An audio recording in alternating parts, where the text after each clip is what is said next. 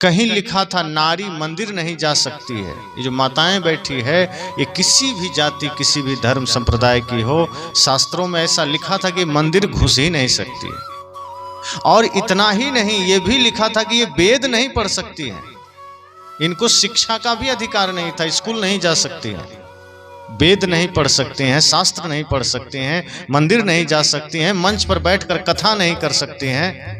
सदगुरु कबीर ने कहा भाई ये क्या, क्यों इतना भेद, को पुरुषा को नारी।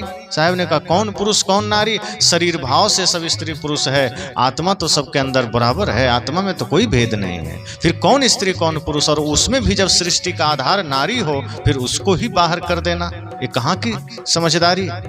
जिस सृष्टि में सर्वोपरि माँ का दर्जा दिया गया हो, नारी का दर्जा दिया गया हो, उसका त्याग करना, उसको समाज से वंचित करना, ये सदगुरु कबीर को गले नहीं उतरा। ऐसे बहुत सी समस्याएं रही जो साहेब ने देखा, सदगुरु कबीर ने देखा और उनको बड़ी पीड़ा हुई और वो चुप नहीं रहे। उन्होंने कहा कि नारी को अगर मंदिर नहीं जाने का अधिकार है, नारी को शिक्षा का अधिकार नहीं है, तो जो माताएं शिक्षित नहीं होंगी, जो माताएं ज्ञानी नहीं होंगी, फिर उनके गर्भ से जो संतान जन्म लेगी फिर वो ज्ञानी कैसे होगा, फिर वो भी तो अज्ञानी होगा। तो माँ के ही गर्भ से जन्म लेने वाला आदमी आगे चल के शास्त्र में लिख दिया कि नारी पढ़ नहीं सकती है, उसी नारी से जन्म लेने वाला आदमी। सोचिए सदगुरु कबीर को गले उतरेगा। साहब तो कहते हैं कि तुम जिस वेद का हवाला देते हो उसी वेद में नारी को प्रथम देवी कहा गया है। जब 3 देव की बात आई वेद में कि 3 श्रेष्ठ देवता कौन हैं, तो जानते हैं पहला नाम माताओं का आया कि मातृदेवो भव, ये वेद का वचन है। और जब दूसरा देव का चर्चा आया तो उसमें पितृदेवो भव, पिता को दूसरा देव माना गया, और तीसरा में गुरु का स्थान आया। तो जिस वेद ने भी माँ को ही पहला दर्जा दिया है, नारी को ही पहला दर्जा दिया है, उसी वेद को नारी पढ़ नहीं सकती। सोचिए कितना बड़ा भ्रमजाल फैलाया गया था।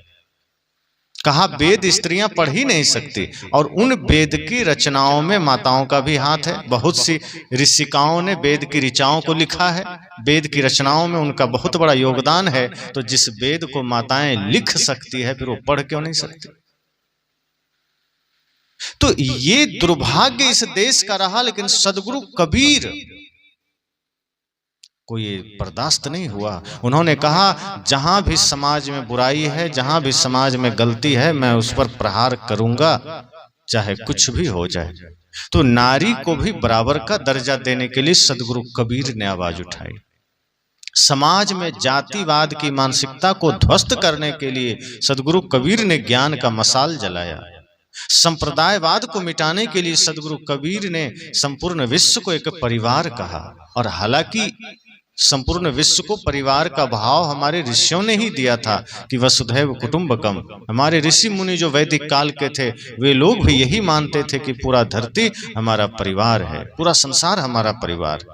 सदगुरु कबीर उसी भाव को संपूर्ण रूप से जागृत करते हैं, कहीं डरते नहीं हैं। किसी में जहां भी गलती उन्होंने देखा उस गलती को कहने में सदगुरु कबीर को डर नहीं लगता था, और लोग तो डरते भी थे। आज भी लोगों को भय होता है सच्ची बात कहने में, क्योंकि सच सब कह सके ये बहुत साहस की बात है। और सदगुरु कबीर जिस वक्त इस धरा पर आए थे उसमें मुगलों का शासन था इस देश पर, मुसलमानों का शासन था, और काशी तो पंडितों की नगरी थी। तो एक और पंडितों की नगरी और दूसरी ओर मुसलमानों का शासन, और उस बीच में खड़े होकर साहब ने मुसलमानों को भी ललकारा, पंडितों को भी ललकारा। जिसमें गलतियां देखी साहब ने उसे फटकारा कि तुम गलती कर रहे हो। तो सदगुरु कबीर को इसलिए संतों में शिरोमणि कहा गया, सम्राट कहा गया, क्योंकि सदगुरु कबीर के पास हमारे जीवन के तमाम समस्याओं का समाधान है। सदगुरु कबीर के पास हमारे मन के रोगों का समाधान है। वे कहते हैं कि जीवन में अगर सुख से आप जीना चाहते हैं तो मनसा वाचा कर्मणा शुद्ध हो जाइए। 3 सूत्र को धारण कर लीजिए, मन से, वचन से और कर्म से। इन 3 को आपने शुद्ध कर लिया, आप जीवन में कभी दुखी नहीं हो सकते। साहब कहते हैं आप घर को साफ रखते हैं, आप मंदिर को साफ रखते हैं, आप कपड़े को साफ रखते हैं, आप अपना बाहर के सब कुछ साफ रखते हैं। साहब कहते हैं बस एक बार अपने मन को, अपने कर्म को, अपने वचन को भी थोड़ा साफ कर लेना। आप किसी से बोलिए, मीठा बोलिए, झगड़ा होगा ही नहीं। आप अपना कर्म करिए, शुद्ध मन से करिए, आपसे पाप होगा ही नहीं। और मन में कभी गलत ख्याल मत लाइए, तो आप बुरे कृत्यों से और नरक में जाने से बचते रहेंगे और मन सदैव शुद्ध सोचता रहेगा। तो मन से बुरा सोचना छोड़ दीजिए। साहब ने 3 बातों पर ज्यादा जोर दिया, मन पर, वचन पर, कर्म पर, कि इन तीनों बहुत संवेदनशील है। क्योंकि मन से कई बार आदमी किसी की हत्या नहीं करता, लेकिन मन से उसको कई बार मार चुका होता है। जैसे आपका किसी से झगड़ा हो जाए तो हो सकता है आप लाठी ना चलाएं, लेकिन मन से आप उस पर 100 लाठी चला चुके होते हैं। और सदगुरु कबीर की नजर में आपका हाथ ना उठाना कोई बात नहीं, अगर मन से आपने हाथ उठा दिया है तो वो भी पाप के समान है। आप किसी के ऊपर तलवार नहीं चलाए, कोई बात नहीं, हो सकता है कानून के नजर में वो पाप नहीं होगा।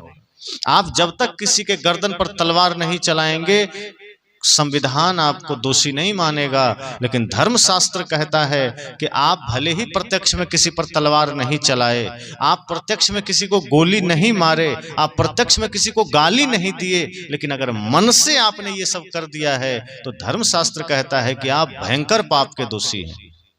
और सदगुरु कबीर भी कहते हैं कि यदि मन से आपने किसी के बारे में गलत सोच लिया है, किसी के भी बारे में अगर मन में आपकी बुराई आ गई है, तो समझना कि आपने उस भयंकर पाप का भागी आप बन चुके हैं और उसके पाप के फल से आपको कोई नहीं रोक सकता। यद्यपि उसका गवाह सिर्फ आप हैं। आप मान लीजिए यहाँ बहुत से लोग बैठे हैं और किसी के प्रति किसी के मन में रोष है, द्वेष है, नफरत है, और वो मन ही मन गाली दे रहा है, तो सुनाई तो नहीं देगा, किसी को पता नहीं चलेगा, और सामने से लगेगा कि ये आदमी हंस रहा है, मुस्कुरा रहा है, लेकिन भीतर भीतर वो गाली पढ़ रहा है। और अगर होठ हिल भी रहे हैं तो सामने वाला कहेगा क्या बोल रहे हो, कहेगा मंत्र पढ़ रहे हैं। यद्यपि वो मन ही मन गाली पढ़ रहा है, किसी को सुनाई नहीं दे रहा है। सामने वाला सोचेगा हो सकता है मंत्र पढ़ रहा हो, लेकिन वो मंत्र नहीं, वो गाली पढ़ रहा है। तो उसने दूसरे को बताया नहीं, दूसरा जाना नहीं, तो उसको लगेगा ये पाप थोड़े है, ये तो मेरे मन का रोष है जो मैं निकाल रहा हूं। लेकिन मन का रोष अगर आप गलत संकल्पों से, क्रोध से, गाली से निकाल रहे हैं, मन ही मन आप नफरत सोच रहे हैं, मन ही मन गलत सोच रहे हैं, तो सदगुरु कबीर कहते हैं कि ये भयंकर पाप है। इसलिए मन के पाप से बचिए, मन में गलत ख्याल मत लाइए। क्योंकि आप किसी के लिए मन से गलत सोचते हैं मतलब पाप कर बैठते हैं। और वचन से, चूंकि मन से तो बचना थोड़ा मुश्किल होता है, क्योंकि मन में कुछ गलत ना सोचना ये बहुत बड़ी साधना है। बाहर से तो वचन से कोई भी रुक सकता है कि चलो सुना के हम गाली नहीं देंगे, लेकिन मन ही मन लोग गाली दे देता है। साहब कहते हैं सबसे मुख्य तो मन है, वचन से तो लोग रोक भी लेते हैं। बहुत अधिक गुस्सा आया तभी वो गाली देता है, लेकिन जब तक संभलने लायक रहता है आदमी वाणी पर संयम कर लेता है। लेकिन फिर भी वाणी से हम बहुत खेल बिगाड़ते हैं। बहुत सी घटनाएं आप देखेंगे कि हमारे थोड़ा सा सहन न करने के कारण बड़े बड़े झगड़े हो जाते हैं। अहंकार के कारण, क्रोध के कारण हम अपने आपा खो बैठते हैं, और जैसे ही आपा खोते हैं मुख से कुछ अपशब्द निकल जाता है, कुछ गलत निकल जाता है और सब स्वाहा हो जाता है क्षण भर में। और बाद में होश जगता है कि ये हमने क्या कर दिया। तब संत कहते हैं अब तो देर हो गई। हम तब जागते हैं जब हम पाप कर चुके होते हैं, भूल कर चुके होते हैं, गलतियां कर चुके होते हैं। और सारी गलतियां बेहोशी में होती है, होश में कोई गलत काम नहीं होता।